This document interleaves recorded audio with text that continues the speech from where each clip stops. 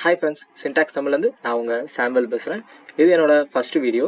இந்த ஃபஸ்ட்டு வீடியோவில் நம்ம என்ன பார்க்க போகிறோம் அப்படின்னா, full stack development. Full stack டெவலப்மெண்ட்னா என்ன, ஒரு ஃபுல் ஸ்டாக் டெவலப்பர் ஆகிறதுக்கு நான் என்னென்ன படிக்கணும் அப்படின்ற மொத்தமாக இதில் சொல்ல போகிறேன்.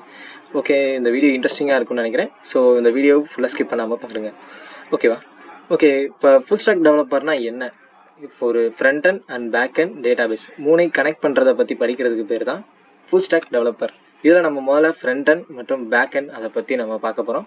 முதல்ல ஃப்ரண்ட் அண்ட்னா என்ன அப்படின்னா, ஃப்ரண்ட் அண்ட் தான் நம்ம யூசர் பார்க்குறது அப்படின்னா, இப்போ நீங்கள் ஒரு வெப் பேஜ் வந்து நீங்கள் கூகுளில் சர்ச் பண்ணீங்க அப்படின்னா உங்களுக்கு விஷுவலாக ஷோ ஆகுதுல, அதுதான் ஃப்ரண்ட் அண்ட்.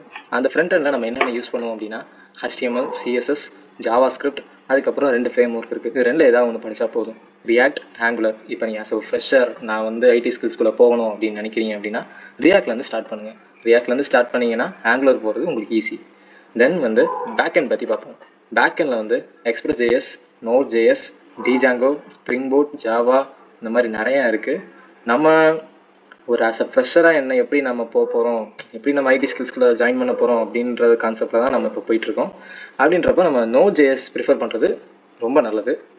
ஓகேவா? தென் வந்து டேட்டாபேஸ்ன்றது நம்ம ஒரு இன்புட், ஃப்ரண்ட் எண்டில் வந்து நம்ம ஒரு இன்புட் கொடுக்கணும் அப்படின்னா அதை வந்து பேக் எண்டில் ஸ்டோர் பண்ணி வைக்கிறதுக்கு பேர் தான் டேட்டாபேஸ்.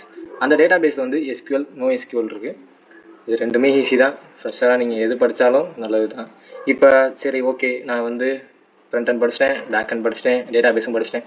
இப்போ நான் இதை ஃபுல்லாத்தையும் படித்து முடிச்சிட்டேன். ஆஸ் ஃப்ரெஷராக எனக்கு எவ்வளோ கிடைக்கும், நான் ஒரு ஐடி கம்பெனிக்குள்ளே போவேன், எனக்கு எவ்வளோ சம்பளம் கிடைக்கும் அப்படின்னு நீங்கள் என்கிட்ட கேட்டிங்க அப்படின்னா, ஆஸ் ஃப்ரெஷராக நீங்கள் உள்ளே போனீங்கன்னா ஸ்டார்டிங் வந்து 3.7 LPA வரைக்கும் கிடைக்கும். அதாவது ஒரு மாதத்துக்கு 23,000 23,000 வரைக்கும் உங்களுக்கு கிடைக்கும்.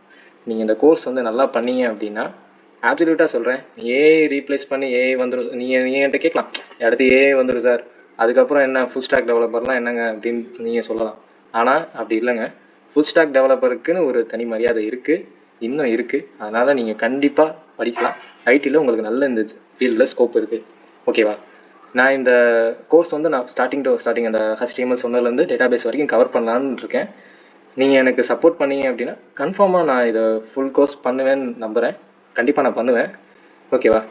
நீங்கள் சப்ஸ்கிரைப் பண்ணீங்க அப்படின்னா எனக்கு கொஞ்சம் மோட்டிவேட்டடாக இருக்கும். ஓகே, இந்த வீடியோ உங்களுக்கு பிடிச்சிருக்குன்னு நினைக்கிறேன். ஓகே, டாட்டா, பை பை. நான் நெக்ஸ்ட் வீடியோவில் பார்ப்போம். Thank you, by.